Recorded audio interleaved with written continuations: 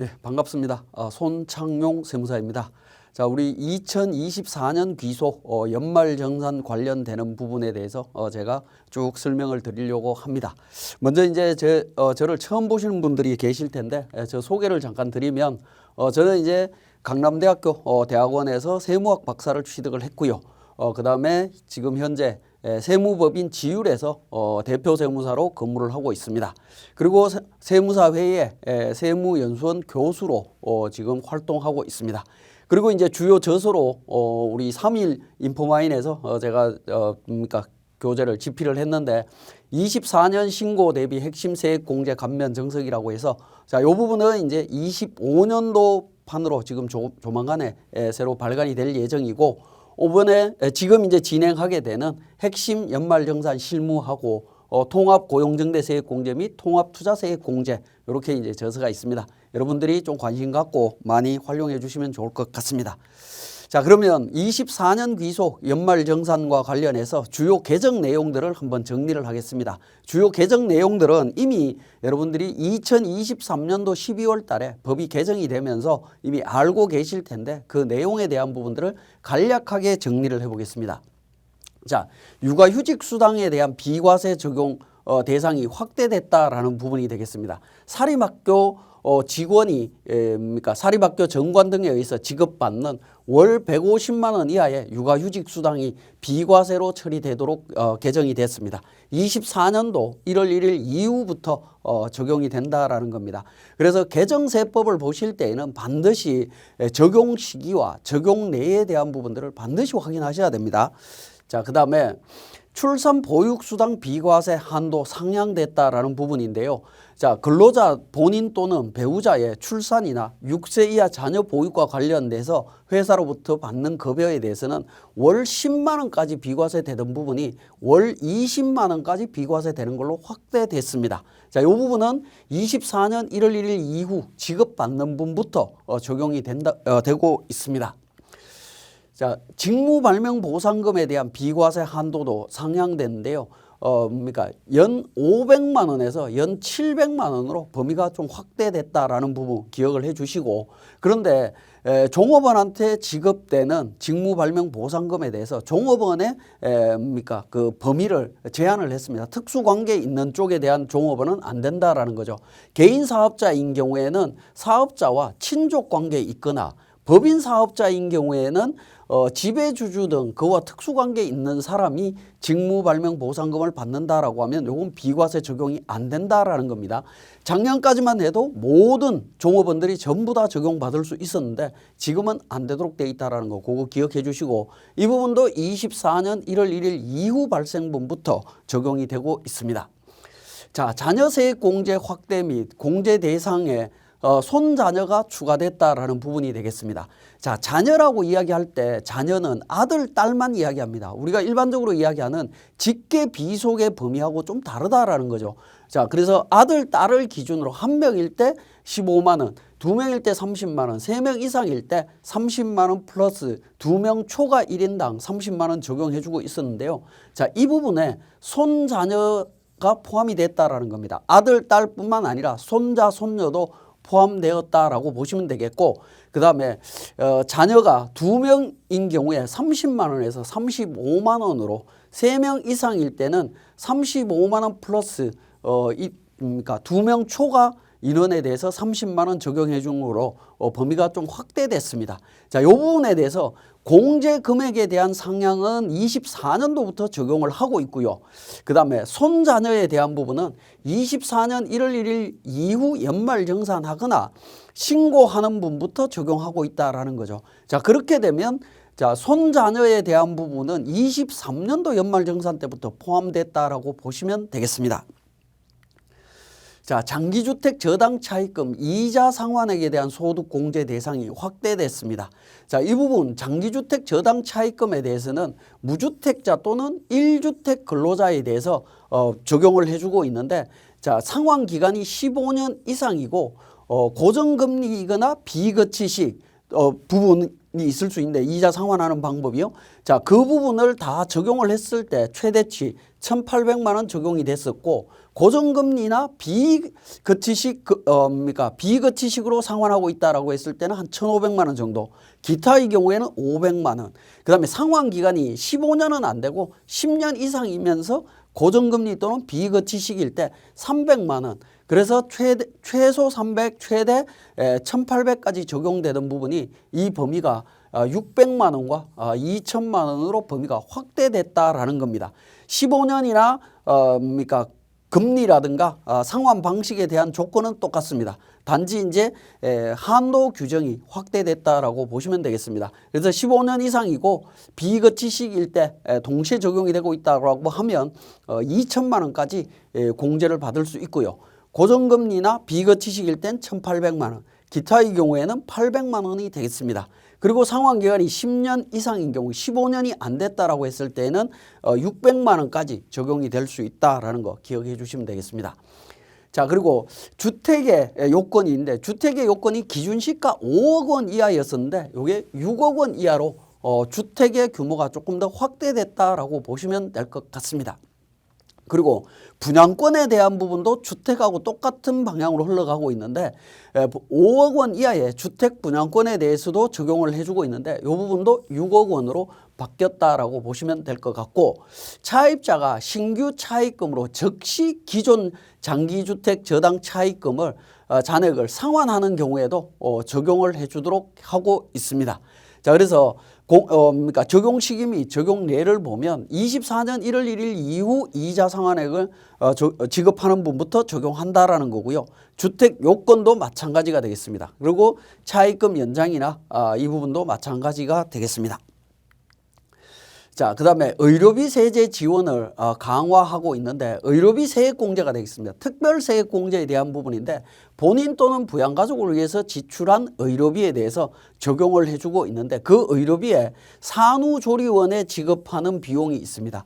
자, 이 부분이 작년까지만 하더라도 근로자의 제한이 있었죠. 총급여 7천만 원 이하로 제한이 있었습니다만은 지금은 모든 근로자 총급여의 제한이 없습니다. 모든 근로자에 대해서 한도 200만 원 기준으로 적용을 받을 수 있다라는 겁니다. 확대됐고요. 자, 그다음에 장애인 활동 지원 급여 비용 중에 실제 지출한 본인 부담금도 의료비 세액 공제를 받을 수 있도록 했습니다.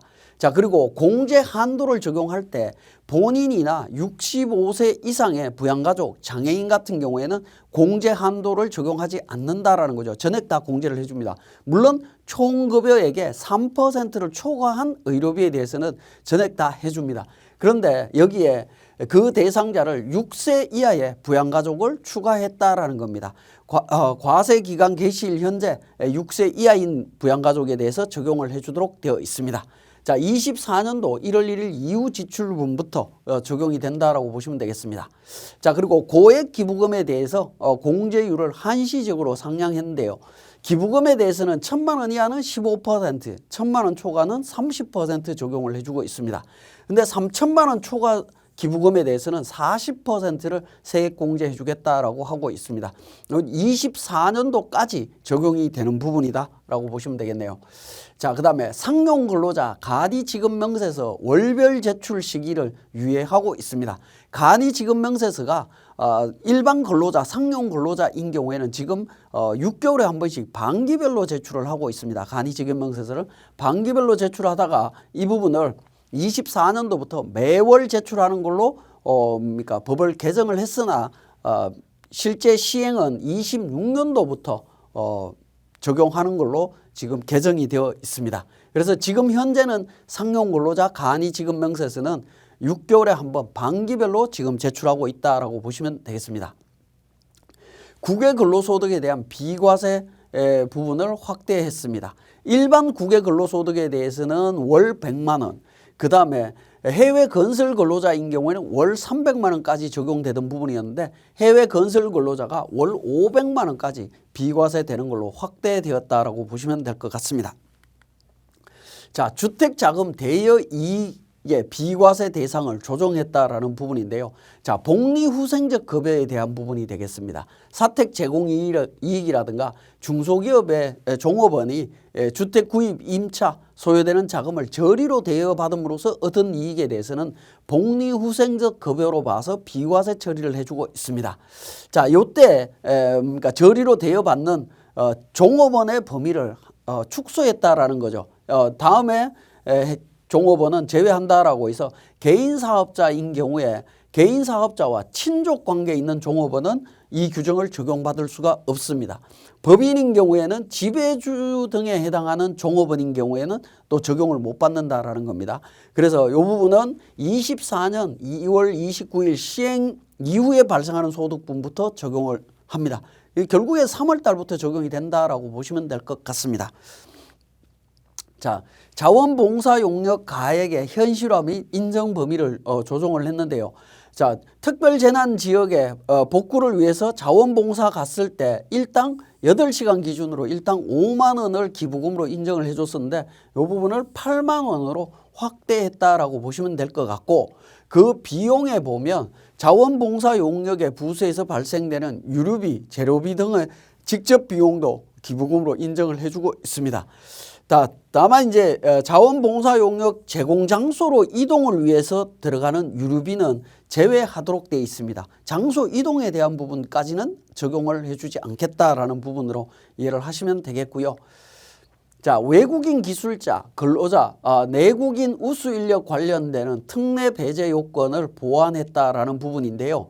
자, 과세기간 종료일 현재 기준으로 그 특수관계에 있는 경우에 적용을 배제하도록 되어 있습니다. 그래서 12월 31일자 기준으로만 특수관계가 아니면 다 적용을 받도록 했던 부분인데 이 부분을 근로기간 중에 그래서 1월 1일부터 12월 31일까지 그 사이에 하루라도 특수관계에 해당이 되면 안 된다라는 겁니다. 아예 특수관계에 해당되는 사람은 이 규정을 적용 못 받도록 법을 개정을 했습니다.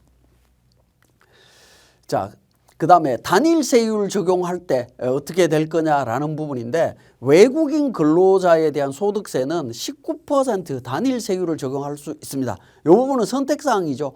내국인 근로자처럼 연말정산을 통해서 진행할 수도 있고 단일세율 19%를 적용할 수도 있습니다. 그런데 단일세율을 적용할 때는 비과세나 감면, 소득공제, 세액공제는 적용하지 않습니다. 자, 그러다 보니까 어떤 문제가 생겼냐면 복리후생적 급여에 대해서 비과세로 법을 개정을 했었는데, 자, 복리후생적 급여는 과거에는 대부분 다가 근로소득으로 보지 않는다라고 했던 부분입니다. 근로소득으로 안 보는 소득을 비과세로 돌려버리다 보니까 단일세율 적용하면 비과세 적용 못 받으니까 복리후생적 급여에 대한 부분이 외국인 근로자 단일세율 특례를 적용하는 순간 과세가 되는 문제가 생깁니다. 과거에는 과세 안 되다가 과세되는 문제가 생겨서 이 부분에 대해서 부칙에서 24년도까지는 적용하지 않는다라고 부칙을 만들었다가 이 부분에 대해서 완전히 제외를 시켰습니다. 단일세율 과세 특례를 적용받는 외국인 근로자의 사택 제공 이익은 근로소득에서 제외한다라는 겁니다. 아예 항구화했습니다. 일정 기간 동안 제외하는 것이 아니라 영원히 제외하는 걸로 규정을 바꿨다라고 보시면 될 것 같습니다. 자, 주택청약 종합저축 소득공제 한도를 상향했습니다. 원래 연 240만 원까지 소득공제 받을 수 있는데 300만 원까지 확대했고요. 자, 월세세액공제 소득기준 및 한도를 상향했는데, 자, 소득기준은 총급여 7천만 원, 종합소득금액 6천만 원 이하의 무주택 근로자 성실사업자 부분인데요. 8천만 원과 종합소득금액 7천만 원으로 1,000만 원 포인트 높였다라고 보시면 될 것 같고, 월세액에 대한 지출액에 대한 한도가 750만 원이었는데 이 부분을 1,000만 원으로 확대했습니다.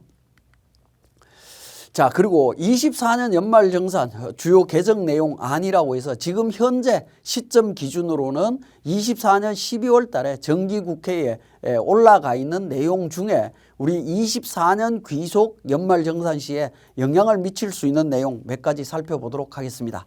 자, 첫 번째가 결혼세액공제제도가 신설이 된다라고 보시면 되겠습니다. 자, 그래서 적용 대상자는 혼인신고를 한 거주자이고요. 혼인신고를 한 해에 한 번만 적용을 해줍니다. 얼마를? 50만 원을 세액공제해 준다라는 겁니다. 50만 원 세액공제해 주고 적용기간은 24년도부터 26년도 사이에 혼인신고한 사람에 대해서 결혼세액공제 적용받을 수 있습니다. 자, 이 부분은 적용 예가 보면 25년 1월 1일 이후 과세표준을 신고하거나 연말정산하는 분부터 적용하도록 되어 있습니다. 그래서 25년도 2월 달에 연말정산을 우리는 24년도 거를 하죠. 그렇기 때문에 이 부분이 정기국회에 그대로 통과된다면 특별한 이변이 없는 한은 이 부분에 대해서 적용받을 수 있습니다. 자, 기업의 출산지원금 비과세에 대한 부분이 되겠습니다. 원래 우리 출산보육수당에 대해서 월 20만 원까지 비과세가 되고 있죠. 그런데 최근에 모 기업에서 출산한 그러니까 직원한테 1억 원의 포상금을 주면서 과세 문제가 생겼습니다. 법인세법에서 그 비용에 대해서는 비용으로 인정해 주겠다라고 규정을 만들었습니다. 자, 법인세법에서 비용으로 인정해 준다라고 했는데 그러면 그 소득을 받은 근로자는 근로소득으로 세금을 내야 되느냐라는 문제가 발생을 합니다. 그래서 이 부분에 대해서 비과세 한도를 폐지했다라는 부분이 되겠습니다. 자, 근로자 본인 또는 배우자의 출산과 관련해서 받는 부분, 출생일 이후 2년 이내에 공통 지급 규정에 따라서 사용자로부터 지급받는 거에 대해서는 전액 비과세해 주겠다라는 겁니다. 한도 규정이 없습니다. 월 20만 원과 별도로 요 규정에 해당이 될 때는 전액 비과세를 받을 수 있다라는 부분이 되겠습니다. 물론 친족인 특수관계자가 출산 관련해서 지급받는 것은 적용받을 수가 없습니다. 자, 이 부분도 24년 1월 1일 이후 지급받는 부분부터 적용할 예정으로 되어 있습니다. 소급 적용해 주겠다라는 부분으로 이해를 하시면 되겠습니다.